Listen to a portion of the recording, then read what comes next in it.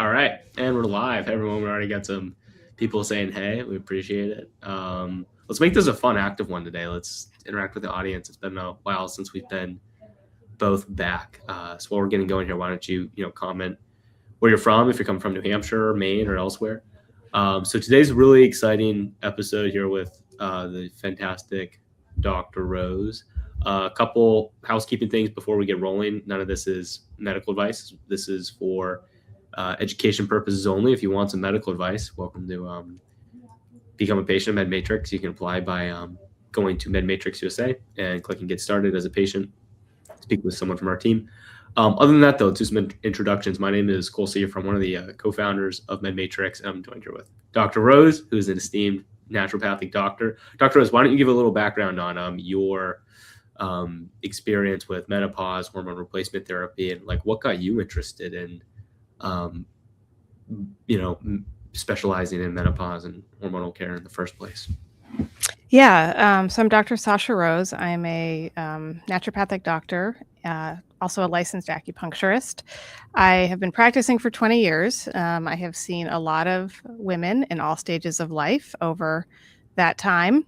And I can't tell you the number of times that I have had women come in to see me who are as young as 35 and as old as 70 and feeling like they're having all sorts of symptoms and there's no explanation, and other providers haven't been able to provide much. And so just over time, I just got more and more interested in hormonal balance and the transition that women go through in those perimenopausal years and then postmenopausal, and how it influences women, everyone differently, but for the most part, it's going to have an impact one way or another. So I'm just fascinated by that, and I love being able to support women through it. Yeah, that's awesome. All right, so let's start with just kind of like some ground stuff. Like, what is menopause? Because it's not just hot flashes. It's not just your period going away. It's a lot more than that. So it's like, what is actually happening on a cellular level, hormonal level when menopause happens? Yeah. So one thing I do like to kind of lay out is just the terminology, because we do, partly because it's easy, we use menopause as kind of the global term for these hormonal changes that happen. Technically, 10 to 15 years before actual menopause is what we call perimenopause. And this is when progesterone starts to kind of do a steady decline. Estrogen is usually doing some fluctuations. So there might be an overall drop in your level of estrogen compared to when you were in your 20s or early 30s. But also there's just these kind of ups and downs that you probably didn't have before. And that, again, can last 10 to 15 years. Now, that can lead up to, there's one day that is menopause, and that is literally defined, or one moment, and that is when a woman has not had a menstrual period for 12 consecutive months. Mm-hmm. So technically, you're in perimenopause. Menopause is like an event, and then you're postmenopausal, just for kind of some terminology. But basically, there's a decline in progesterone. Testosterone is not technically like a menopausal hormone, but it does have some impact in that, starting even as early as your early 20s, late 20s, early 30s, there's also kind of a steady decline in testosterone. Like a loss of ovarian hormone signaling. And so all of these changes, again, most of the symptoms are going to happen in that kind of perimenopausal time, and it affects everything. Estrogen alone, there's estrogen receptors in the brain, the bones. It affects the blood vessels and the cardiovascular system. So it really, if it's all over, the receptors are everywhere, and therefore a change in those hormones is going to be felt everywhere. Gotcha. Yeah, I Yep. mean, you hear a lot about hormones change with your sex hormones change with age, right? I Yep. guess again, what we're gonna do kind of today is like build up context and then kind of just keep building on that and get more specific and more actionable. So I guess a lot of patients are pretty frustrated with kind of the care they're receiving through conventional medicine when it comes to Hmm. things like menopause. Yeah. Um, just can you explain like why that is? Like why do some patients feel? I mean, we have some patients say they felt gaslit. Just curious, like Oh, why yeah. Yeah. that. Yeah. I mean, I would say that's not uncommon for female patients to feel gaslit. Um, so there's really, I guess I'll try to say this somewhat briefly, but there is some historical context here, um, and that is that prior to the 1990s, hormone replacement was done fairly often.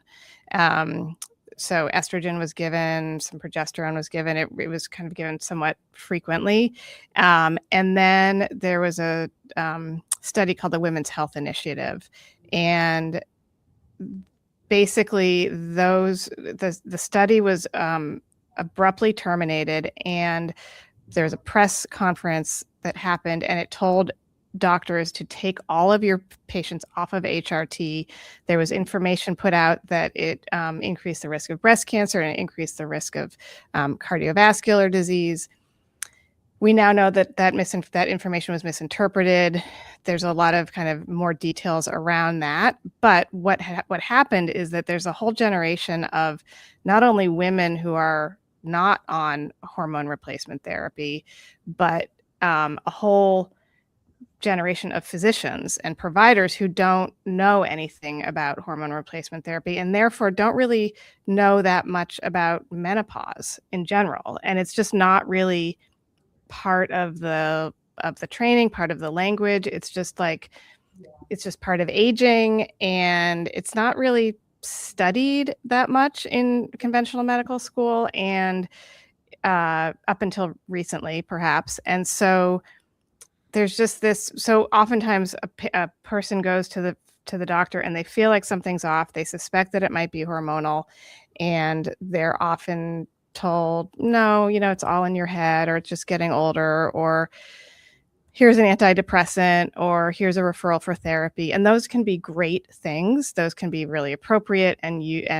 given the right situation, those are just what's needed. But that whole hormonal component is often overlooked, dismissed, etc. And so people just like you said, they often will feel gaslit.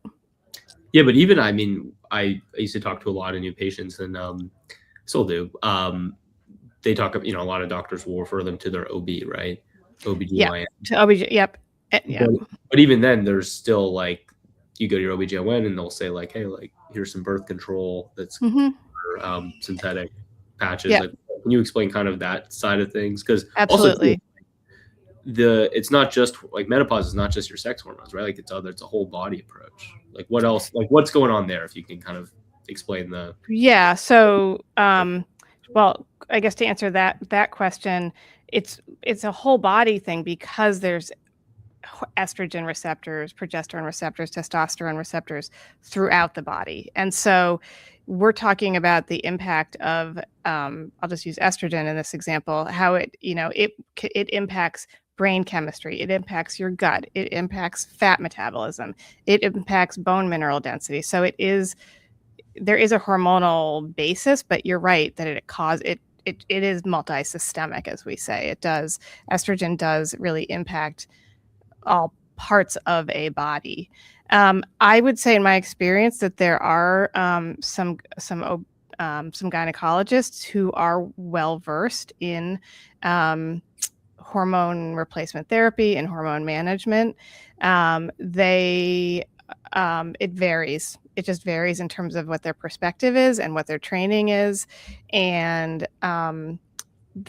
we can get into this later in terms of the therapies, but some of them are prescribing more of the synthetic, which, for example, like oral birth control pills, that is synthetic estrogen and or progesterone. So, Hmm. um, That was a big part of the issue with the Women's Health Initiative study, It right? was, exactly, Tease that. I exactly. feel like you have to Yeah. explain that a little bit. They did Yeah, this yes. national They study. did this huge study, and they used what's called conjugated equine estrogen, which is synthetic estrogen.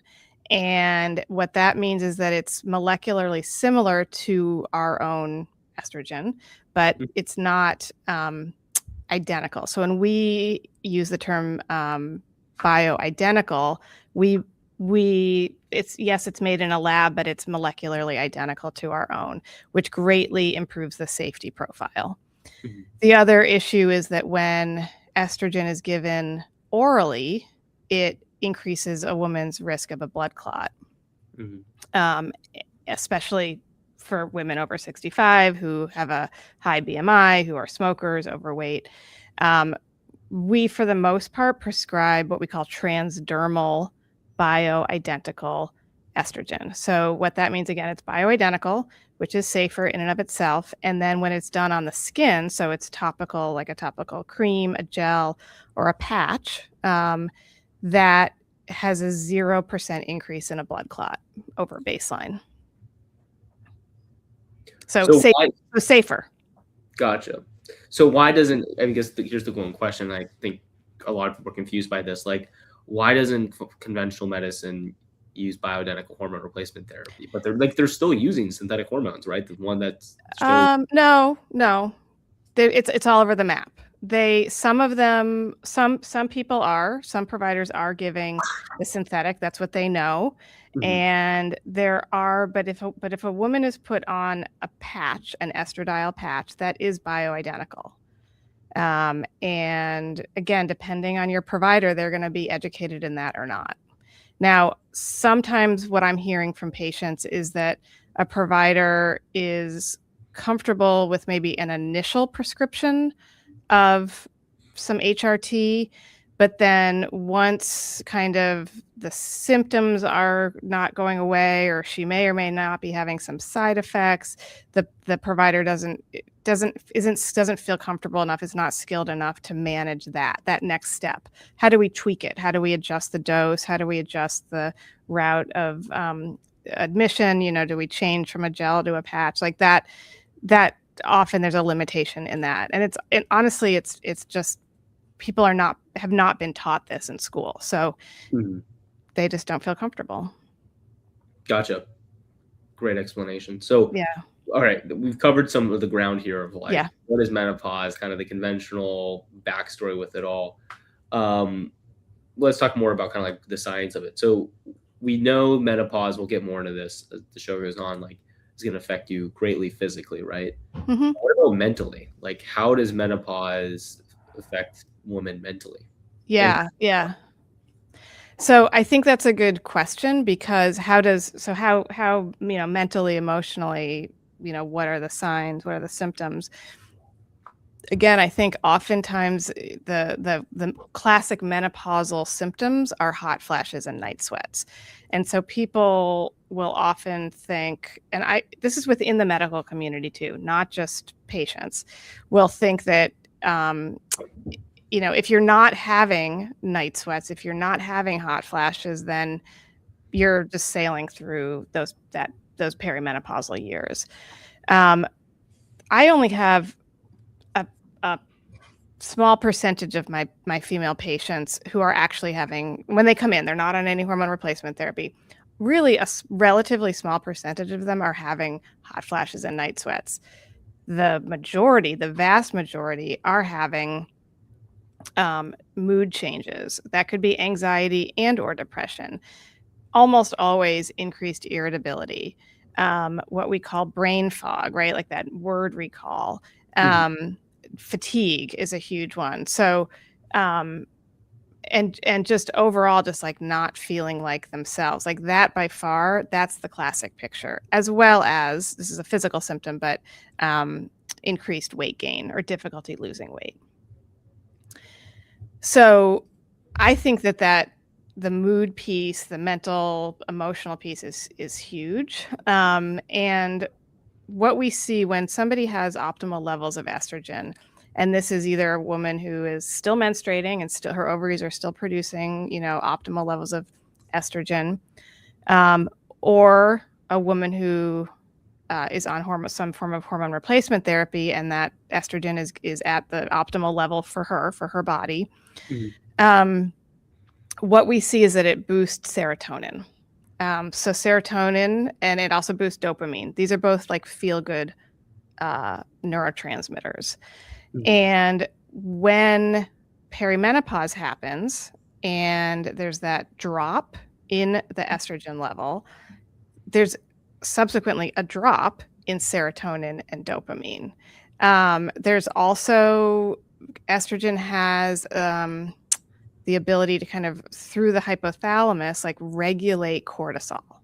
So what does that mean in real life? That means the term I use is stress resilience, like your ability to just handle life, right? Life is full of big and little stressors. Yeah. And when that drop of estrogen happens, that ability to handle those stressors, it impacts your cortisol, and therefore you're just not dealing with things as well.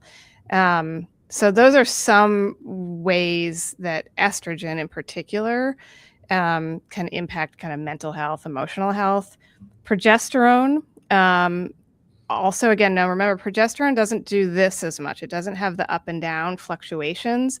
It Mhm. has more of a steady decline, like kind of almost every month, your ovaries are going to be making like a little bit less Mhm. in those perimenopausal years. And then once you hit postmenopause, they're pretty much not making any progesterone at all. Okay. Progesterone we consider to be like the calming hormone. So progesterone acts as what we call a GABA agonist, and GABA is another neurotransmitter, which is we call it an anxiolytic. So it basically reduces anxiety. When your body isn't making progesterone anymore, you're losing that. You're losing that. So you have basically less of that relax, that kind of that calm, that natural relaxation. Okay. Gotcha. Um, and what are like the early signs of perimenopause? Because this is something that goes on for a while. It's not just boom, you have it. Like it starts. Exactly. Like what Yep. are these early signs that people start to experience? Kind of the early signs of perimenopause, I would say, are maybe some mood changes, maybe oftentimes maybe a change in sleep. So as I mentioned, estrogen can kind of put the brakes on on some of those cortisol jumps that can happen when you lose the break of estrogen. What we see in the middle of the night is we see oftentimes there can be like a surge of cortisol between 2 and 4 a.m. Now that happens all the time, but when you're before all this, you've got estrogen that's kind of keeping that in check, and you lose the brakes of estrogen, and so now you've got this cortisol spike that happens at that time between 2 and 4 a.m. You also are Mhm. losing progesterone, which is stimulating GABA, which kind of keeps you in a deeper sleep. So you lose that, and the classic sleep pattern for perimenopausal women is I used to sleep great, and now, almost every night I wake up and I can basically tell you that it's exactly 2:30 in the morning because it's the same time every night. Mhm. It's classic. So that sleep dysregulation is often one of the first signs. And then there will be some of that weight gain. It's often kind of in the abdomen, the midsection. Um, and so just overall low energy, like the mood, all of the things that I've been mentioning, kind of inability to regulate your mood, like you're just more irritable.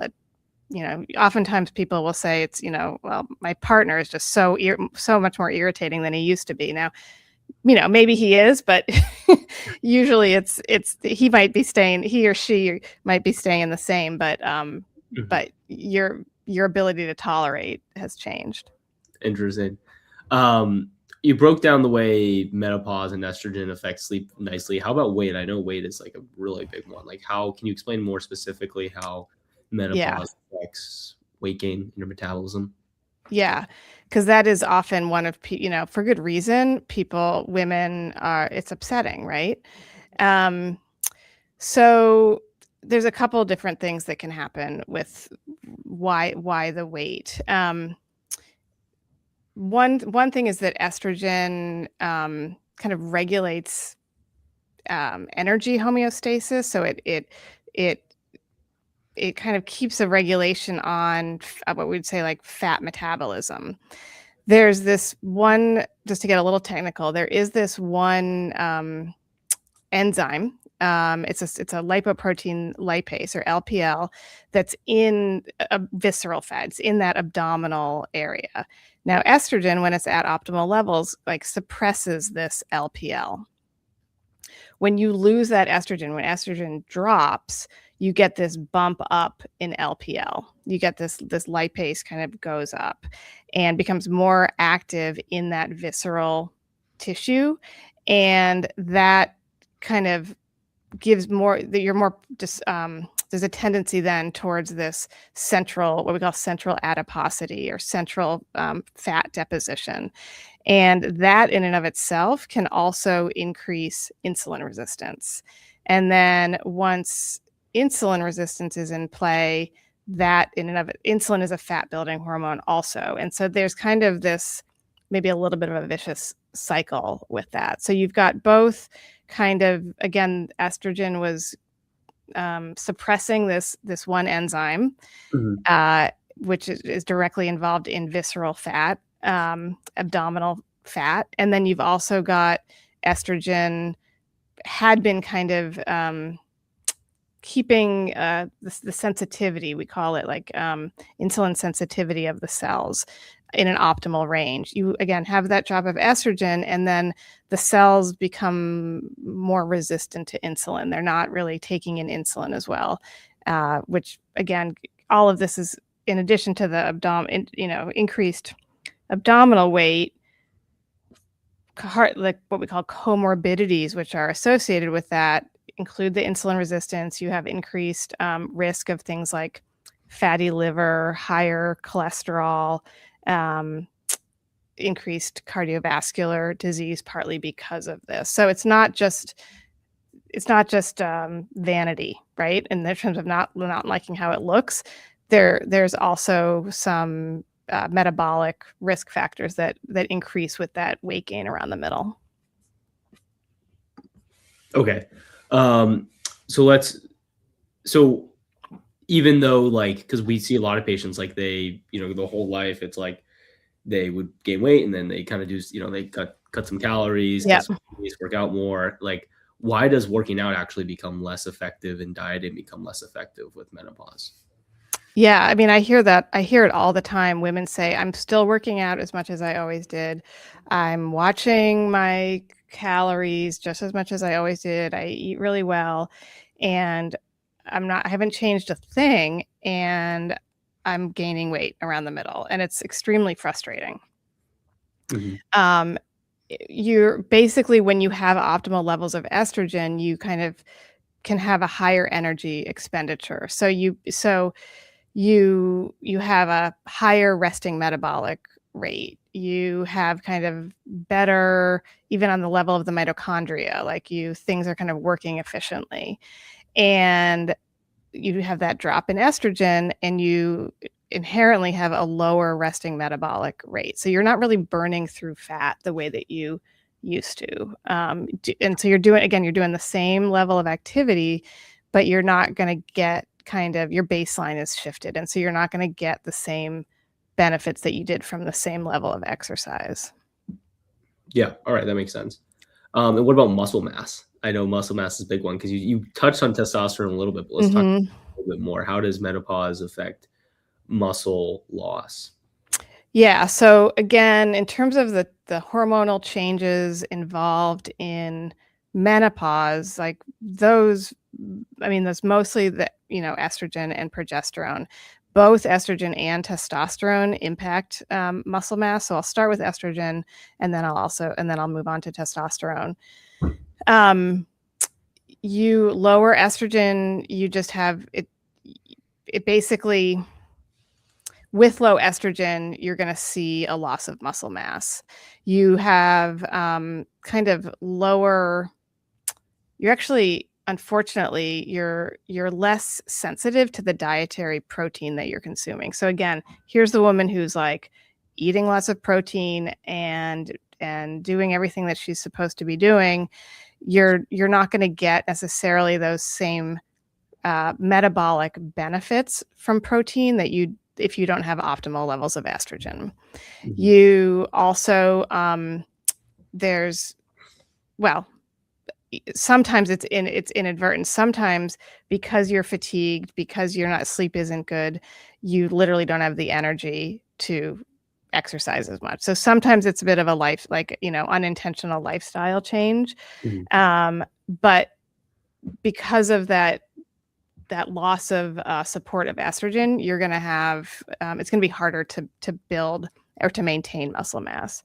Testosterone, as I mentioned earlier, doesn't really have like the fluctuations that estrogen does, and it's not like it kind of goes off the cliff that the way estrogen does at menopause, Mhm. but it is a slow decline, as early as your late 20s, early 30s. That's been going on in kind of a subtle way for a while. And that as well, there's when you have optimal levels of testosterone are going to help you maintain optimal skeletal muscle mass. And you have this kind of steady decline in that. And then perimenopause happens and you've got this drop in estrogen, and so it's compounded. So Mhm. women will often not notice this until the perimenopausal years or the postmenopausal years, even though there's been a subtle shift for a decade. Yeah. Okay. So that kind of makes me think of like testing, right? I think a lot Hmm. of patients kind of Hmm. go more functional because they want more data around their health. Can you talk a little bit about that? Because I know like you hear out there, some doctors will say if you ask them for hormone testing, they'll say it doesn't matter. Yep. What's your opinion on blood testing for sex hormones and some of the other tests that are out there? Yeah, so I'm a proponent of blood tests or serum tests for hormones, and this is why I feel for a couple different reasons. I like getting a baseline. So I like when I see a new patient, I like knowing what her levels are just without any, she's not on any hormone replacement therapy. I can tell right off the bat if this woman is actually postmenopausal or if she's perimenopausal based on um, her sex hormones. And that may or may not tweak my recommendations, but I have a baseline. And then if we are going to commence some kind of HRT program, it helps me monitor, right? So it helps me monitor how her body is responding to the hormone replacement therapy, if it's the an optimal level of progesterone, estrogen, testosterone. And how I do it clinically is I'm mostly going on how she's responding symptom wise, what she's reporting back to me in terms of how she's feeling. Are there is there an improvement in her energy, in body composition, in her sleep, etc.? That's most important, but I like using the blood work to also match along with that. You are correct in that, kind of conventionally, it is thought that it's not helpful, it's not worthwhile, and that providers are kind of just going on symptoms. I find that we get a more complete and thorough picture with this testing, because it's data, it's more information. It doesn't take the place of listening to the patient. I think we are kind of the pros in actually really listening to the patients, Mhm. but it just gives us it's just more information. I mentioned earlier that some clinicians get stuck after that initial prescription of hormone replacement therapy, and it isn't always easy, the adjusting and the tweaking of the doses and the routes of administration. But that's part of what we do, and part of that is taking into account those lab values. Okay, gotcha. Did I answer the question? Yeah, no, I think you answered that very well. We got some questions here about people asking about like what you do about some of the menopause symptoms. We're gonna, if you guys just hold on, in probably about 10-15 minutes, we're gonna start getting into solutions and some patient case studies. Also, if you guys want to throw comments in as far as like questions go on YouTube or Instagram, wherever you're coming from, we're gonna do a little bit of Q&A at the end here, so feel free to drop some of those comments, and we love interacting with you guys live. So yeah, I mean, this is a good segue into kind of like starting to talk about kind of like the functional approach to treating this, I guess. Let's answer some like common misconceptions around hormone replacement therapy, or just common questions, I guess, rather. Is like, a lot of people say, hey, do I have to be on this forever? What's your kind of response to that? No, absolutely not. I mean, in general, when I can avoid prescribing something that the individual has to be on the rest of their life, I do that. It's really, we usually take it in kind of 3-month chunks. So as I've mentioned, there can often be a little bit of adjusting, trial and error in terms of the type that, I say this a lot, this is a customized, personalized medicine. So it's not like there's one HRT regimen. Like, we really are looking at your lab results. We're listening to you. We're piecing it together. We are also taking into account other things, right? We're taking into account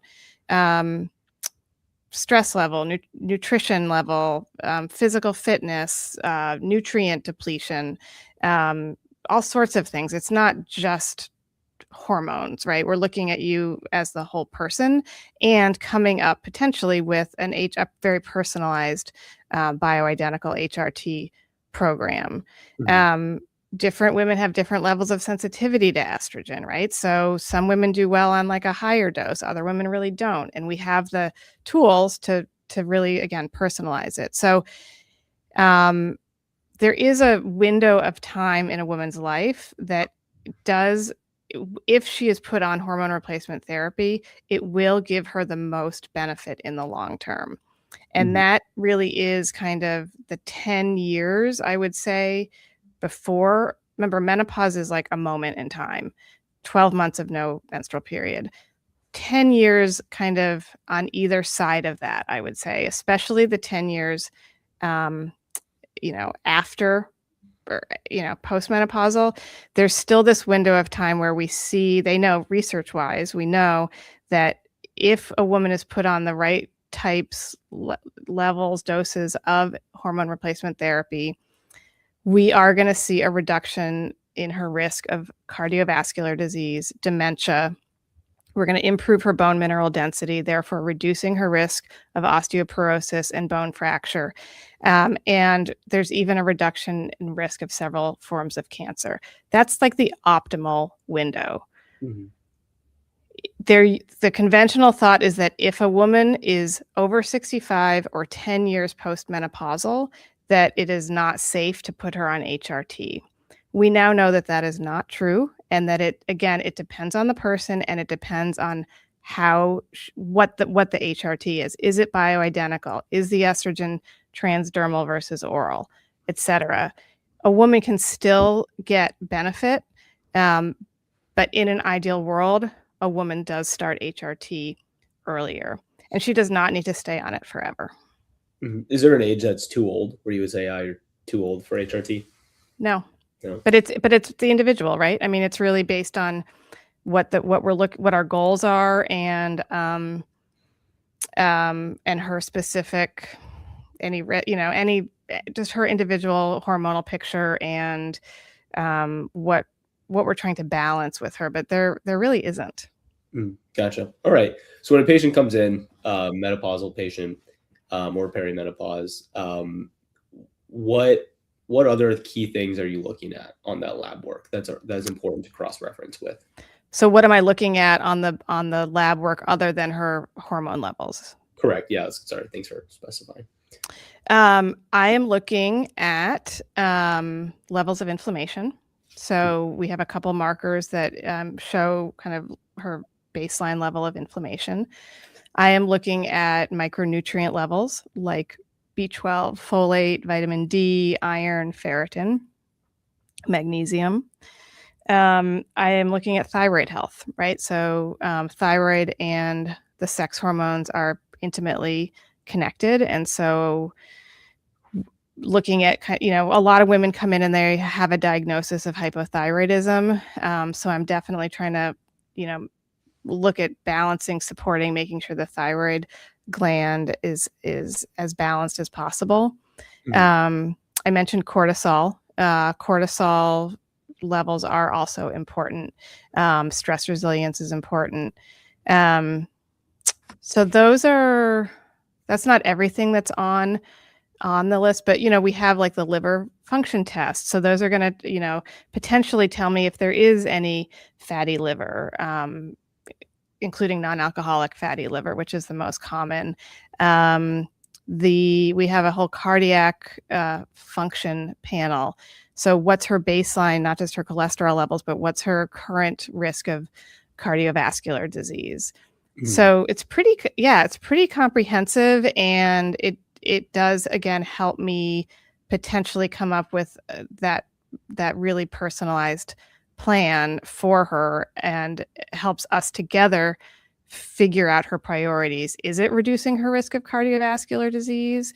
Is it we want her, is her priority optimal vitamin D so that her calcium absorption is optimal? Is she at, does she already have osteopenia or osteoporosis? Is that our focus?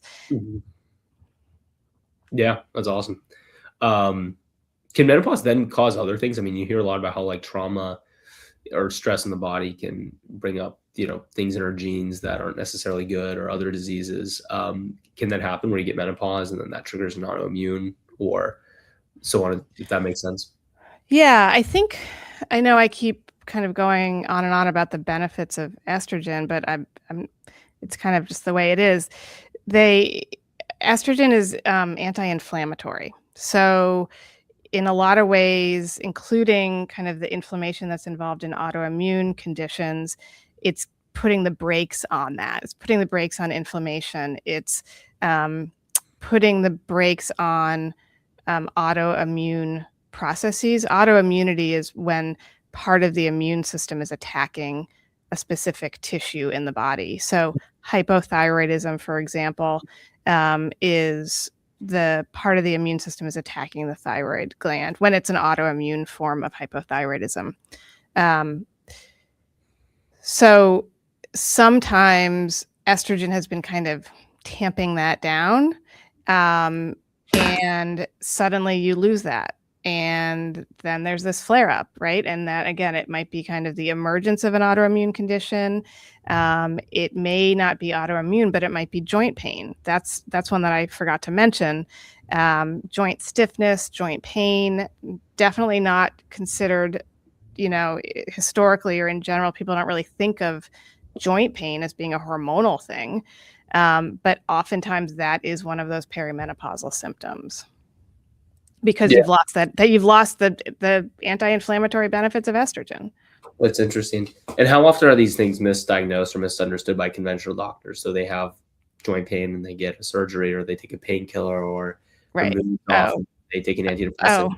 99% of the time. I mean, I would say, again, it's not any individual provider's fault necessarily. It's just lack of training, lack of comfort in the like menopausal medicine space. Yeah, understood. Okay, so let's start talking about like probably why most people here today is just like solutions. Like how can you actually Mhm. thrive through menopause and so on and so forth. So like what is your approach? Like patient comes in, like they're menopausal, like what are some of the things that you start to think of that you're looking at closely? What, like walk myself and the audience through that. So I spend a fair amount of time, again, like what are the particular symptoms that this woman is dealing with? We've gone through kind of the whole litany of what a woman can experience. Each person we're all different, and so again, for some women it's the sleep and the fatigue. For another woman, maybe it is the hot flashes during the day. Maybe it can be all over the map. Maybe it's the mood. It's So I really try to listen to her, and one, to get a baseline, and that again can help me decide what I'm going to recommend. But it also helps me at those follow-up visits so that I can gauge our success? How is she, it's somewhat what happens on the blood work, follow-up blood work, but it's largely, does she have more energy? Is she sleeping better? Is her joint pain better? If I don't have a baseline of where she started, I'm not going to know if we've really improved anything. So it's a pretty thorough questioning in terms of her concerns, her goals. We go through the blood work. Again, it's very comprehensive. I do a lot of education around kind of what we're talking about here in terms of what does this hormone mean and how does that hormone impact that hormone, and why is your cortisol level, how does that relate to that thyroid panel, et cetera. So there's a fair amount of education. And then we get to what I call kind of the fun or the creative part of the visit, which is, again, super personalized, super customized.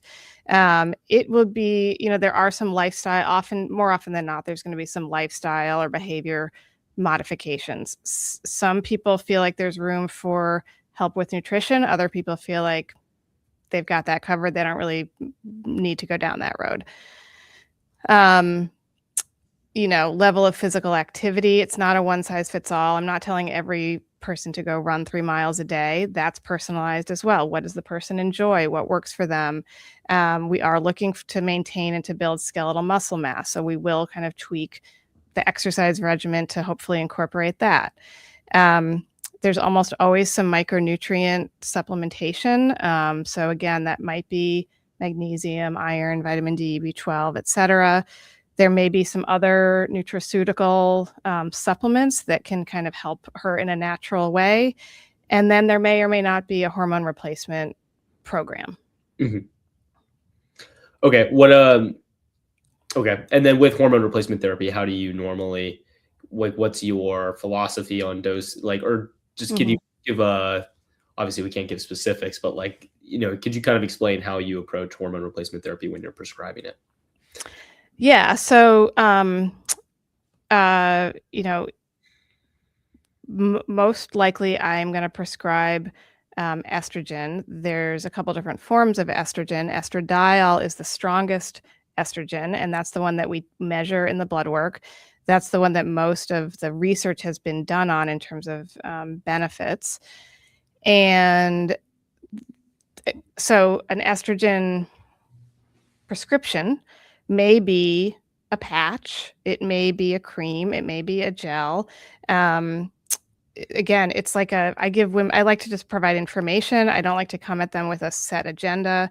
I really try to just provide information, educate, and tell them pros and cons and what I think will work for them. If the woman, and then there's benefits of progesterone. So if the woman has not had a hysterectomy, she still has her uterus, we have to put her on progesterone. The most effective form is oral progesterone, which is very safe. That is protecting the uterine lining. So if a woman with a uterus is on what is called unopposed estrogen, so no progesterone, we do run the risk of a buildup of the uterine lining. It's called hyperplasia, and that increases her risk of uterine cancer. But it's a pretty simple fix. Oral progesterone is going to oppose that and pretty much, zero out that risk.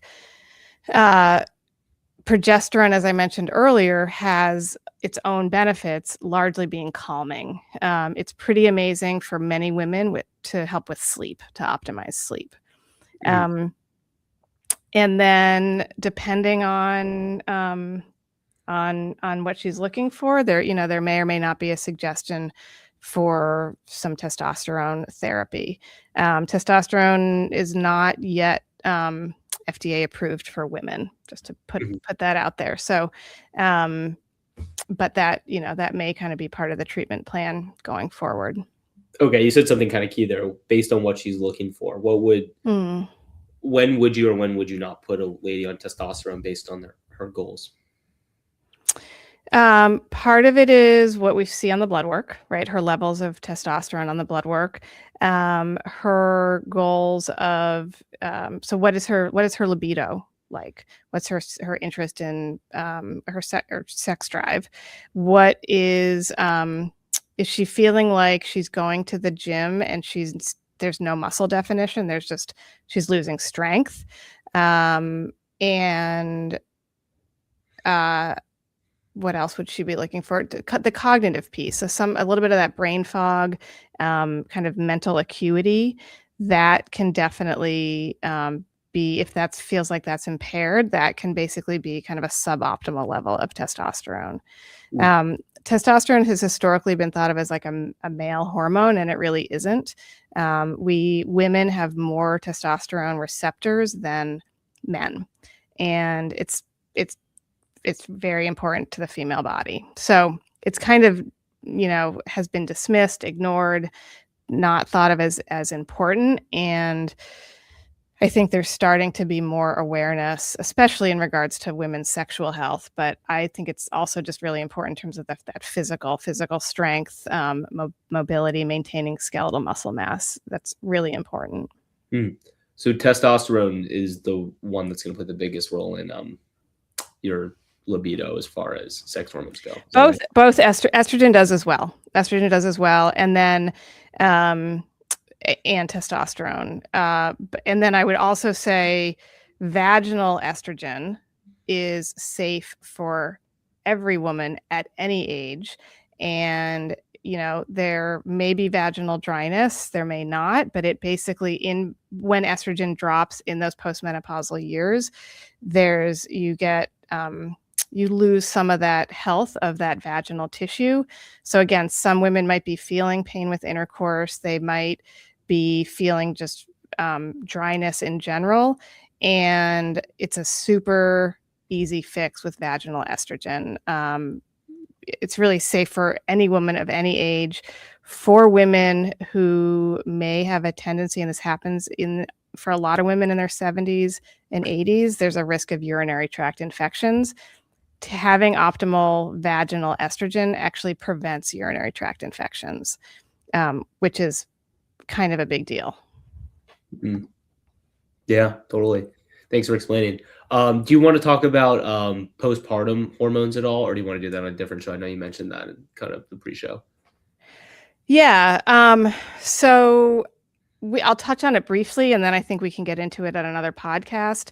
It's just something that I find fascinating, which is there are these distinct times in a woman's life when it is common for her to have extreme mood changes. So extreme feelings of depression and or anxiety.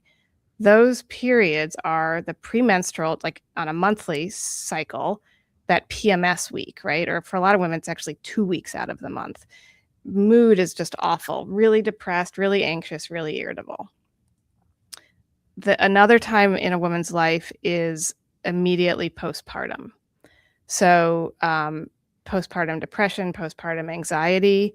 I have a friend whose daughter gave birth, with her first baby about 10 days ago, and her mother was telling me it's just extreme, and they are just at a loss for what to do. The baby's doing great, but the mom is just not herself. And then the third time in a woman's life is perimenopause. So what do these three have in common? A somewhat rapid drop in estrogen. And it's that link of serotonin, dopamine, cortisol that we mentioned earlier. And people just aren't connecting the dots.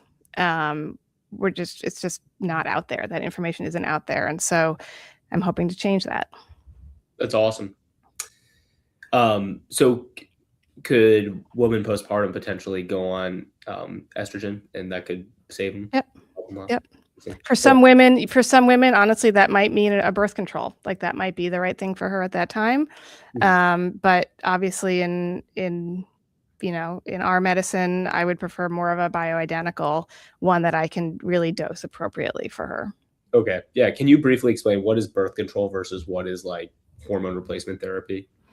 So oral birth control is synthetic progesterone, or progestin is the synthetic version, and or estrogen. And again, both synthetic, meaning molecularly similar but not identical to our own hormones, dosed, obviously dosed at the levels that kind of keep a woman from being able to get pregnant. And there's additional benefits for a lot of women, everything from acne to lightening a woman's periods, for some women, even those PMS symptoms, because what you're doing with an oral birth control is you are giving her body a relatively steady level of those hormones despite her own natural fluctuations.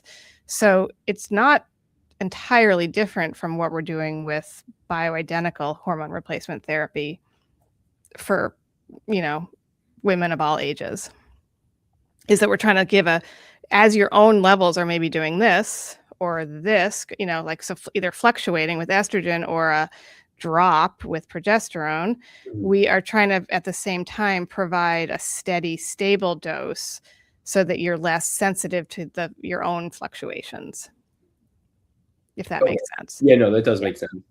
All right, cool. Well, let's do one more question and then we'll do a case study and then we'll do some Q&A from the audience. So audience, if you guys are listening, we have some awesome comments going on right now. If you guys could just type out any questions and we'll answer them in just a couple minutes here. That it's always so much fun. So yeah, type in your questions and we'll get them answered. We do have a limited amount of time, so we're not going to be, if you want to get a question answered, I'd do it right now. We're just going to do it in order they come in. So last thing before we go into a case study is about peptides. Like, I know peptides is kind of a big buzz right now. How do you use peptides in conjunction with helping women with hormonal changes to just enhance results, help them feel more vibrant and healthy?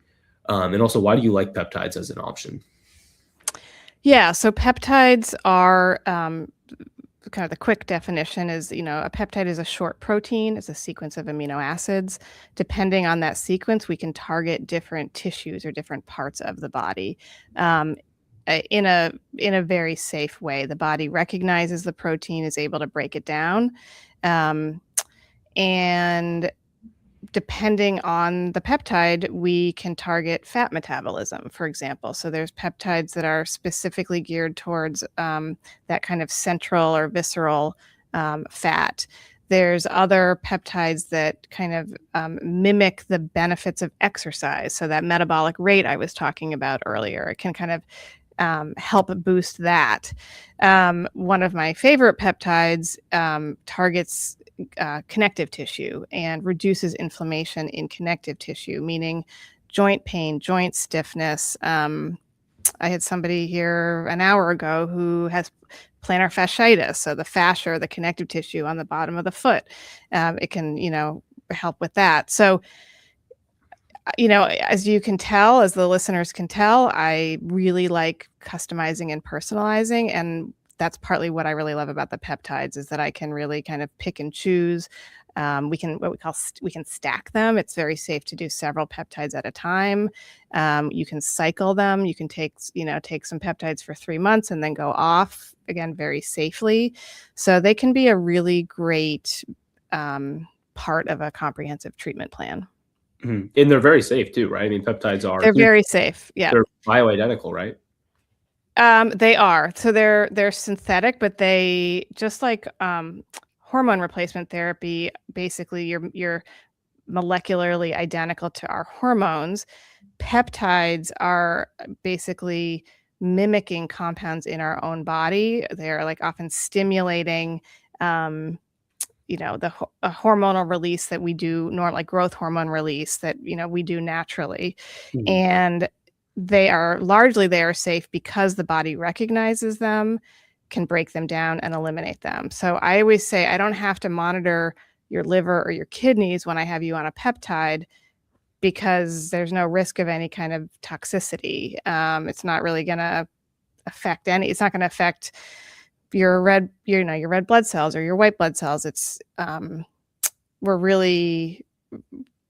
we can kind of be creative and innovative in how we prescribe them, largely because of that high safety profile.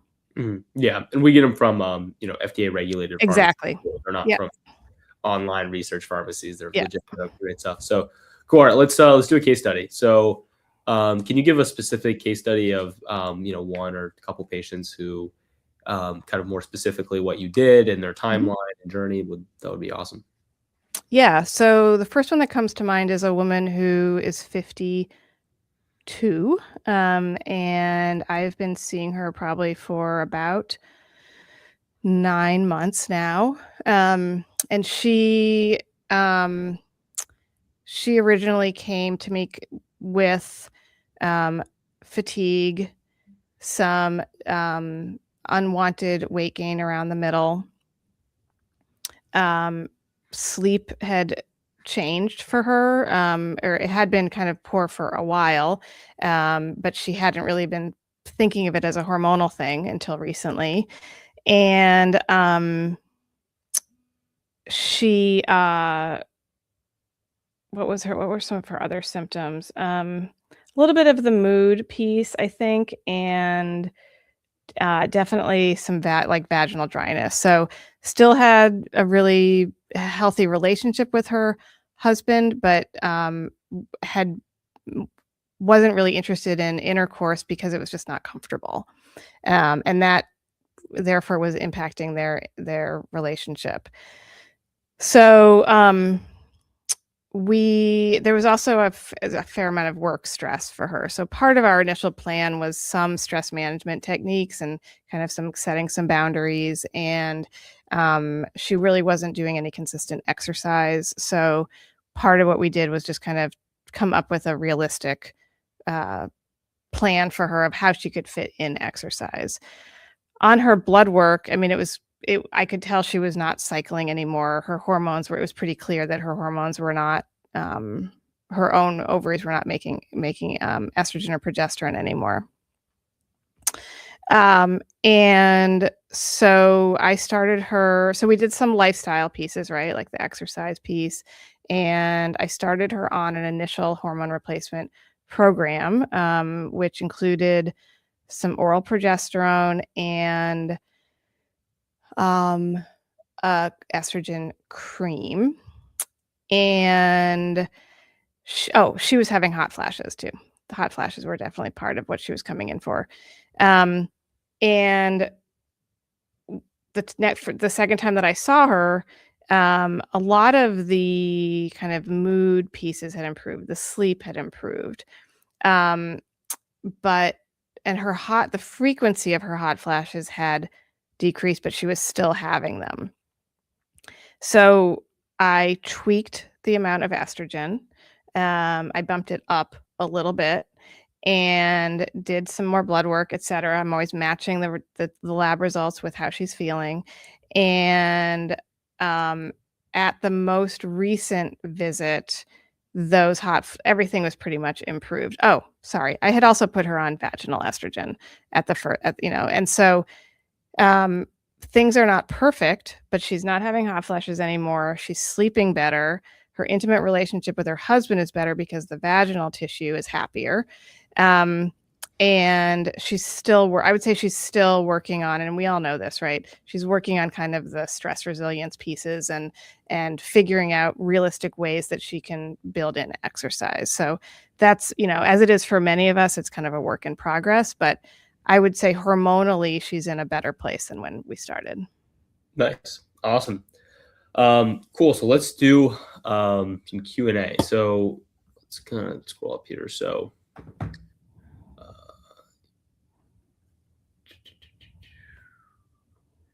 someone asked, what about HRT after 65?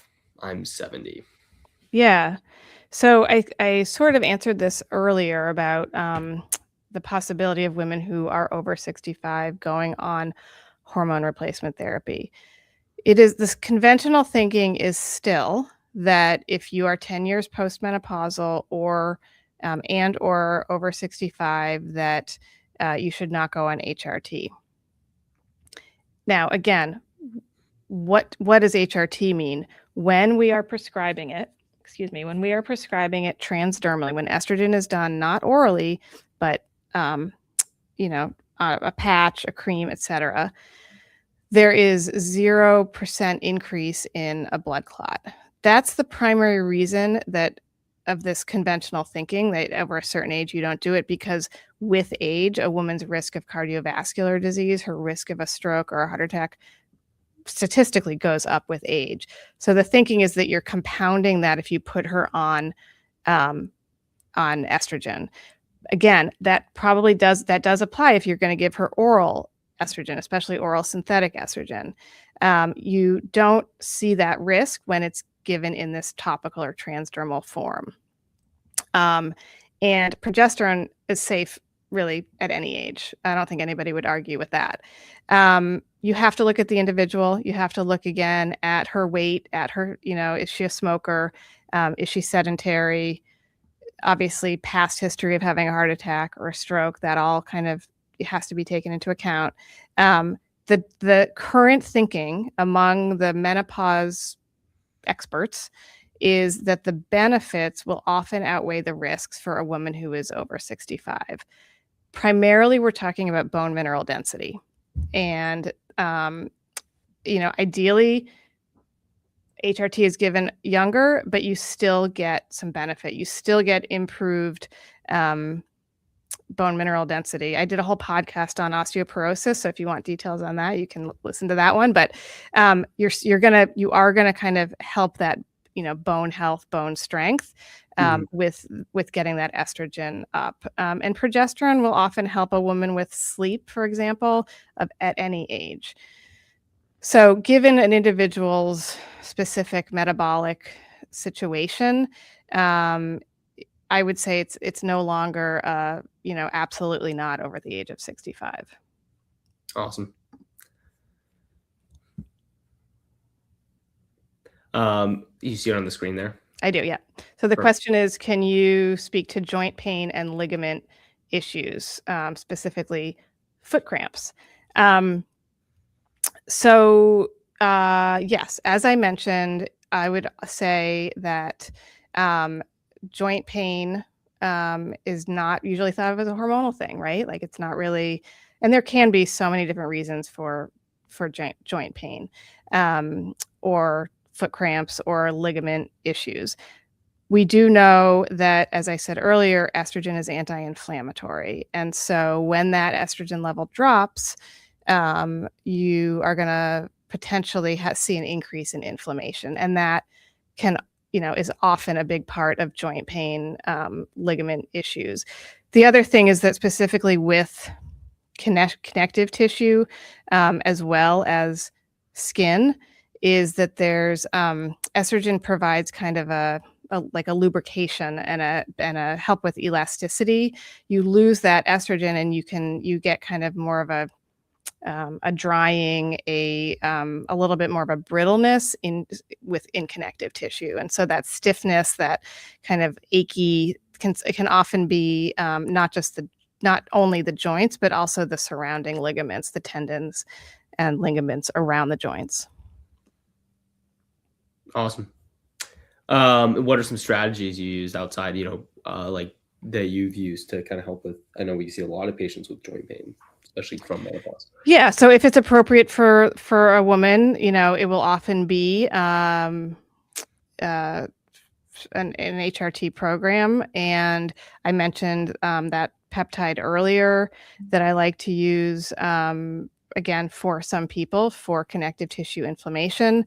I'm always looking at diet. I'm always looking at what's the level of what we call kind of pro-inflammatory foods, processed foods, ultra-processed foods. How can we modify that? And yeah, and there's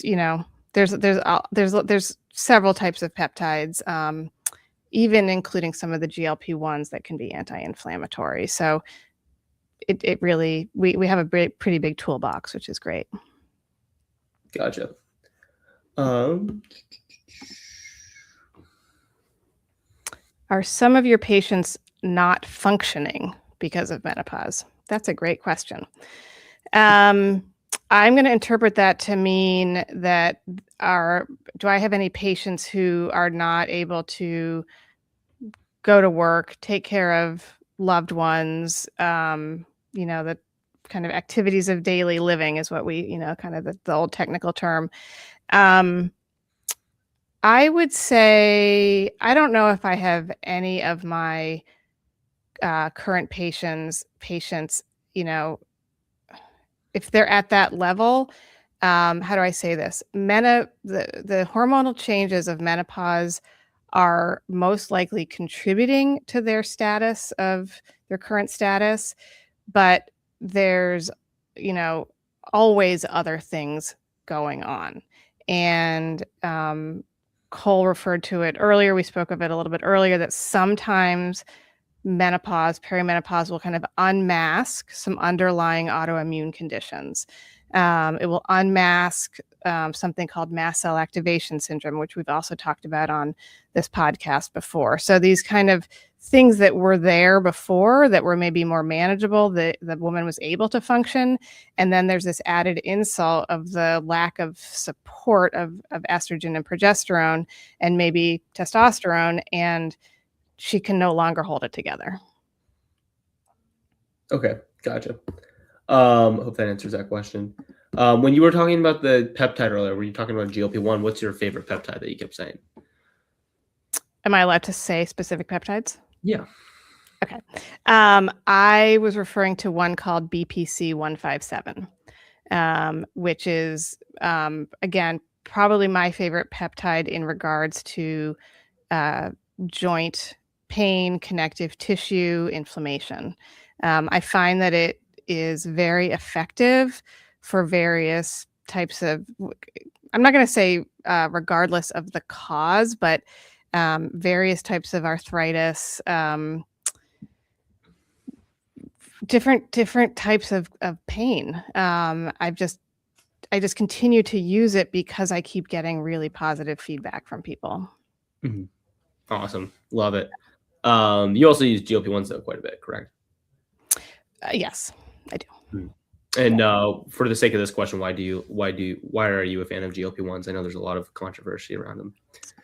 Yeah, I feel like, and I know Dr. Renard, my esteemed colleague, has done a whole podcast on the GLP-1s. So I don't want to go into this too much, but GLP-1s can be really great for overall metabolic health. So yes, it helps with blood sugar, and somebody who's actually diabetic, yes, helps with weight loss in a healthy way. But I really have come to see that class of medications as kind of holistic in that they support metabolic health. So helping with fatty liver, helping lower cholesterol, lower blood sugar, even lower blood pressure a little bit. And they weren't designed for this. It's an inadvertent finding is that they lower inflammation. Mm-hmm.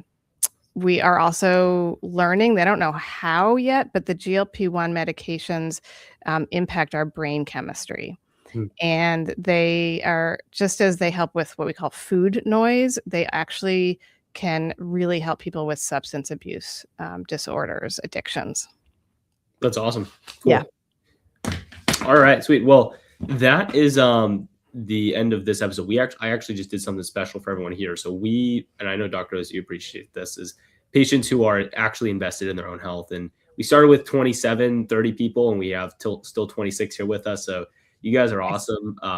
And because of that, we want to say thank you. I just posted a link in the comments that'll actually give you $200 off as a new patient. We want to encourage, we don't normally discount this much, but normally we want patients to invest in their health and their education, because those are patients who are going to get better results. This isn't the type of healthcare where it's a magic pill.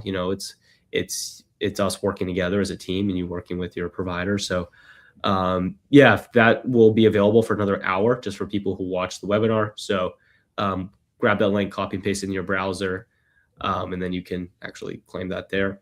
Other than that, though, Dr. Rose, we'll give people a few moments to grab that link. Why don't you leave us with some final thoughts around kind of menopause and just people's approach to their health?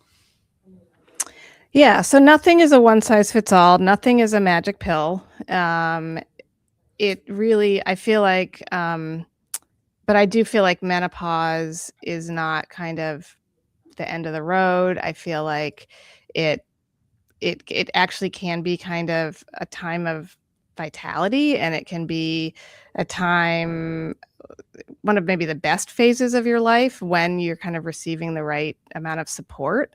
Mm. And it's just so common that people feel like they're not themselves, et cetera, that they're aging faster than they should.